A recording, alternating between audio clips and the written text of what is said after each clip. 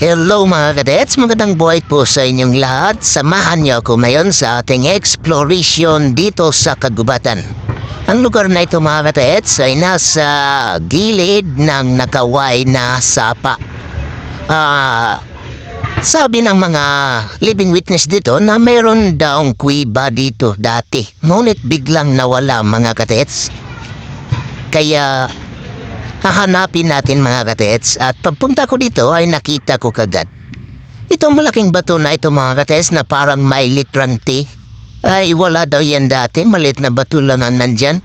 So baka tinapala nila mga katets, yan.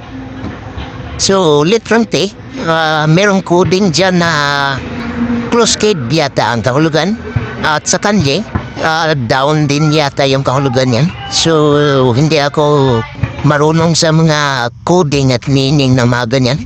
So ito mga katets, tingnan nyo ang mga nakaukit sa batong ito.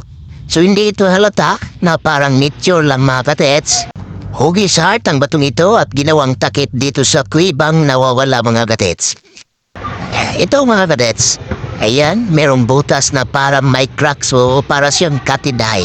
Sa bandang itaas, ayan, parang mayroong Y na nakataog o V. At merong parang C at merong parang number 3 mga katets. Dito naman sa kaluwang bagay merong butas. At ito mga katets merong bilog na may dot sa gitna. So parang wrap in close yata yung meaning yan mga katets. Ito yun, malalim na butas katiday. So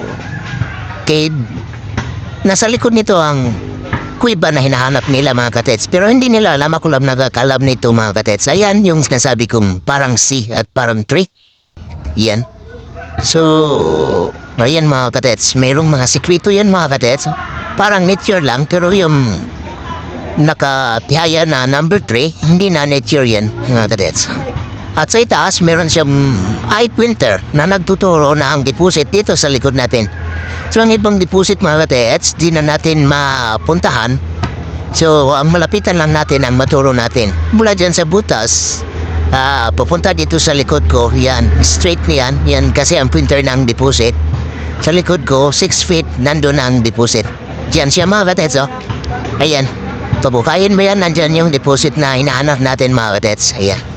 So doon sa malaking bato at saka dito, so ay taas nito, hindi na natin mapuntahan mga katets. Hindi tayo kagalaw ng kahit ano man dito. Pa-video-video lang tayo kasi hindi pwede. No, baka hawain tayo ng mga nakatira dito mga katets. Ayan, di ko lang kung meron ding laman ang batong yan kasi ayaw kong hawakan mga katets. At yun na mga katets, nakikita nyo ang mga deposit dito. Ayan, ito yung takip ng cave mga katets na hinahanap nila. So maraming salamat mga katets, inyong pagsubaybay sa lahat ng mga ginagawa kong video. At sana may mabantayan yung mga sekreto na tinuturo ko kahit na wala akong alam sa coding, pero merong mga sign na makikita nyo at tinuturo ko sa inyo. Salamat mga katets.